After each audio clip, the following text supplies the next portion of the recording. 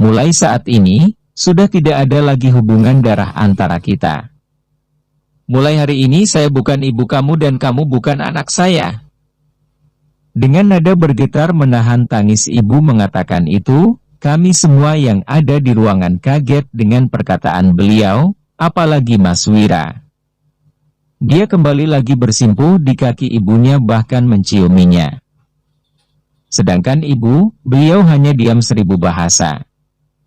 Matanva Nanar menatap ke depan seolah tak ada Mas Wira di sana. Tergambar jelas kekecewaannya kepada Mas Wira. Wira mohon jangan seperti itu Bu, maafkan saya Bu, hanya ibu yang Wira punya. Wira tak mau jadi anak durhaka. Aku sudah kehilangan Arini Bu, tak sanggup lagi jika harus kehilangan ibu, ucap Mas Wira terbata-bata sambil menangis seperti anak kecil yang dimarahi ibunya. Ya, memang dari dulu Mas Wira sangat mencintai dan menghormati ibunya. Kekecewaan ibunya yang mendalam dan bahkan tak mau menganggapnya sebagai anak merupakan tamparan yang telak untuknya. Kamu telah mencoreng arang di muka ibu. Di mana rasa terima kasih kamu? Mereka sudah dengan baik menerima kamu yang saat itu miskin dan tak punya apa-apa. Mengangkat derajatmu, menjadikan kamu berharga dan bermartabat. Tapi kamu malah menghancurkan dirimu sendiri, cari penyakit kamu Wira. Sekarang kamu bukan anakku lagi, hubungan darah di antara kita sudah tak ada lagi. Lihat Arini, teganya kamu menyakiti wanita setulus dan sebaik dia. Kamu pasti menyesal Wira, pasti menyesal.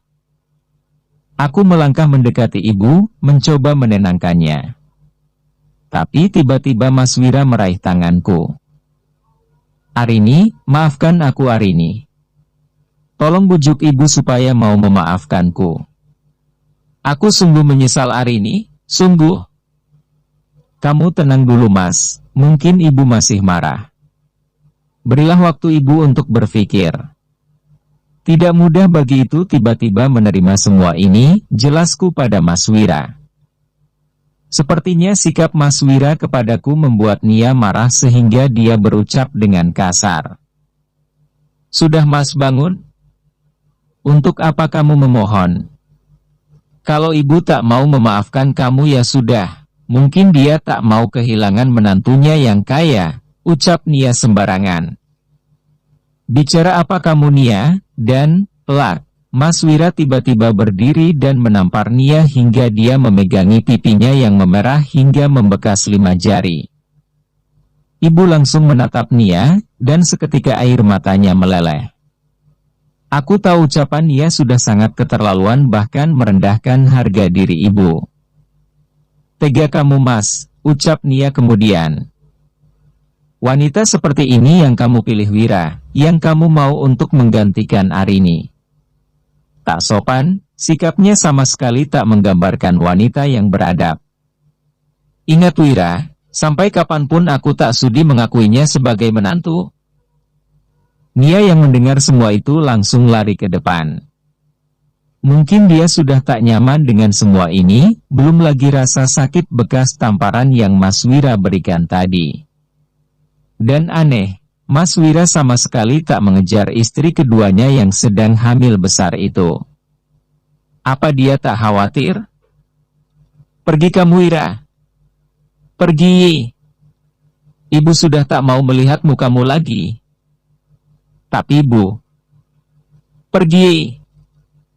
Aku menarik Mas Wira keluar, supaya ibu bisa istirahat dan juga aku ingin menyampaikan sesuatu kepadanya. Udah Mas, sebaiknya kamu pergi dulu. Biar ibu tenang dulu, ini tak mudah untuk beliau. Ucapku mencoba membuat Mas Wira mengerti dan pergi dari sini supaya tak terjadi lagi keributan. Iya Arini, Mas nitip ibu ya.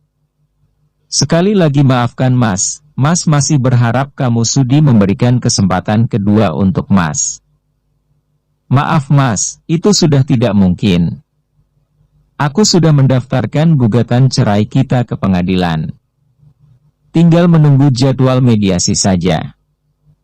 Apa hari ini? Jadi kamu benar-benar menginginkan perceraian untuk kita. Tidakkah kamu memikirkan tentang Zehan dan keluarga kecil kita yang kita bangun dengan penuh perjuangan? Aku tersenyum miring menanggapi ucapan Mas Wira. Mengapa sekarang terlihat aku yang salah di mata dia? Aneh sekali kamu Mas. Harusnya kamu Mas yang berpikir dulu sebelum melakukan tindakan perselingkuhan. Kamu yang tak memikirkan Zehan dan keluarga kecil kita. Sudahlah, aku capek berdebat.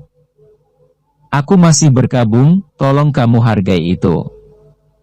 Hari ini, aku akan memperjuangkan kalian.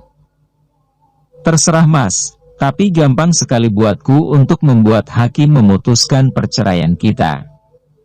Karena aku punya semua bukti perselingkuhanmu.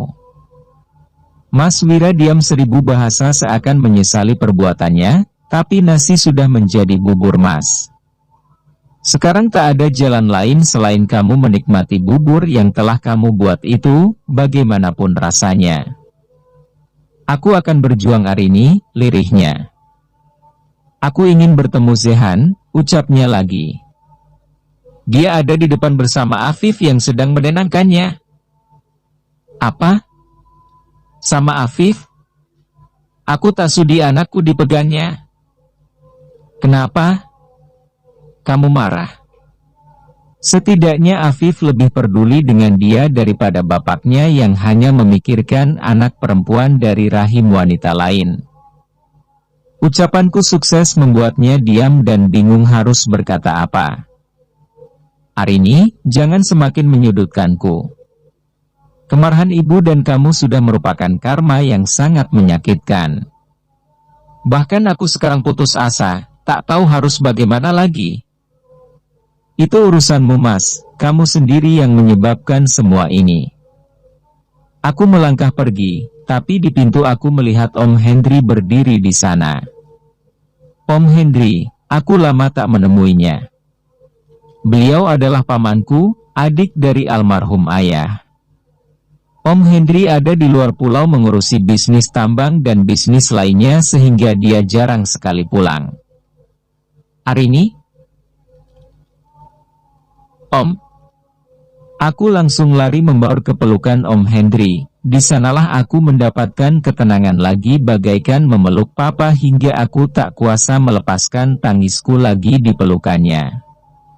Wajah Om Hendri sangat mirip dengan papa sehingga memeluknya seperti aku memeluk papa. Menangislah sayang, Om tahu ini berat. Tapi sesudah ini kamu harus bangkit. Om tahu semua yang kamu alami sebelum ini, Om tahu. Ucap Om Hendri yang membuat tangisku semakin menjadi. Wira. Aku kaget ketika Om Hendri memanggil Mas Wira dengan suaranya yang meninggi. Dia langsung menghampiri Mas Wira dan buk. Om Hendri memukul Mas Wira secara membabi buta. Dan Mas Wira sama sekali tak membalasnya, dia hanya membuat pertahanan saja hingga akhirnya Afif datang melerai mereka. Om sudah Om. Berhenti Om. Afif memisahkan Om Hendri yang mencengkeram kerah Mas Wira. Aku yang tadinya takut kini memberanikan diri mendekati Om Hendri. Om, sudah Om. Hari ini mohon, ini acara kematian Papa. Tidak elok rasanya kalau kita bertengkar di depan Papa. Papa pasti akan sangat sedih. Urusan kita belum selesai Wira, setelah ini temui saya. Saya akan bikin perhitungan sama kamu, ucap Om Hendri kemudian yang berlalu pergi mendekati jenazah Papa. Aku tidak tahu apa yang membuat Om Hendri begitu membenci Mas Wira. Apakah Papa sudah menceritakan semuanya? Jika itu memang benar, tamat sudah riwayat Mas Wira. Om Hendri lebih berkuasa daripada Papa, dia juga lebih berani dalam segala hal. Kalau papa mungkin masih bisa baik pada Mas Wira saat pura-pura minta tanda tangan, tapi tidak untuk Om Hendri. Dia selalu to the point dalam melakukan sesuatu dan tidak suka berbasa-basi. Seperti tadi, tak ada yang tahu tiba-tiba beliau menghajar Mas Wira begitu saja. Aku tahu itu karena beliau begitu menyayangiku. Hubungan kami sebagai keluarga sangatlah dekat walau jarang bertemu. Om Hendri adalah duda dengan anak satu yang sekarang anaknya ikut mantan istrinya. Sepeninggal papa, berarti sekaranglah Om Hendri yang menjadi waliku menggantikan papa. Tiba sudah saatnya perpisahan dengan papa dimakamkan di pemakaman milik keluarga yang letaknya dekat dengan rumah. Kami punya sebidang tanah yang khusus kami gunakan untuk makam keluarga. Di sana ada makam kakek, nenek, ibu dan bahkan adikku yang meninggal saat masih kecil hingga aku sekarang tak punya saudara. Andai aku punya saudara, mungkin masih ada tempatku berbagi duka dan lara. Tapi sayangnya, aku tak punya siapa-siapa. Keluarga satu-satunya tinggal Om Hendri. Bagi kalian yang masih punya saudara, bersyukurlah. Jaga, baiklah hubungan kalian dengan saudara kalian. Karena jika orang tua sudah tidak ada, setidaknya kita masih ada saudara untuk berbagi cerita. 4 orang memanggul kereta besi itu, aku lihat Om Hendri, Afif dan bahkan Mas Wira bergantian untuk ikut memanggulnya sebagai penghormatan terakhir kepada papa. Selamat jalan papa, namamu akan selalu abadi di hatiku. Tak akan pernah aku melupakanmu. Akan kubawa namamu dalam setiap doaku. Akhirnya selesai juga acara pemakaman papa, sekuat tenaga aku menahan tangis. Tinggal kita berempat di sana, aku, Zehan, Afif dan Om Hendri, sedangkan Mas Wira sudah diusir oleh Om Hendri dari area pemakaman dan Om Hendri meminta Mas Wira datang nanti malam di acara tahlilan. Entah apa yang ingin mereka bicarakan. Aku sempatkan waktu untuk mengaji lagi di pusara papa setelah para pelayat pulang. Aku ingin melindungi papa dengan doa-doaku untuknya. Bukankah selain amal soleh, ilmu yang bermanfaat adalah juga doa anak yang soleh yang bisa menyelamatkan papanya dari siksa kubur? Ya Allah, lapangkanlah jalan papaku. Peluklah dia di sisi _MU. Aku bersaksi bahwa beliau adalah orang tua yang sangat bertanggung jawab bagi anak dan istrinya. Tak pernah papa menelantarkan kami sesulit apapun hidupnya dulu. Dia adalah papa yang selalu berperilaku lembut kepada anak istrinya. Semoga engkau berikan surga untuknya, jauhkanlah dia dari siksa kubur yang pedih. Lapanganlah kuburnya. Amin. Al-Fatihah. Dan aku pun memeluk Zehan. Kenapa opa ditimbun tanah? Kasihan opa tak bisa pulang. Tak bisa bernafas. Celoteh Zehan membuatku sulit menjelaskannya dan hanya bisa menangis hingga akhirnya Afif yang menenangkan Zehan dan memberikannya pengertian. Selesai berdoa, kita pun kembali ke rumah. Saat aku sedang duduk di ruang tamu sekedar mengistirahatkan diri, Afif tiba-tiba mendekatiku. Sepertinya dia ingin membicarakan sesuatu. Rin, aku tadi lihat Nia ngobrol dengan salah satu karyawan papamu. Dan dia sepertinya agak takut karena ada yang mengenalinya.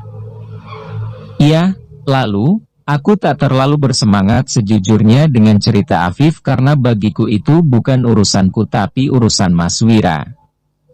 Tapi setelah mendengar penjelasan dari Afif, aku mulai penasaran.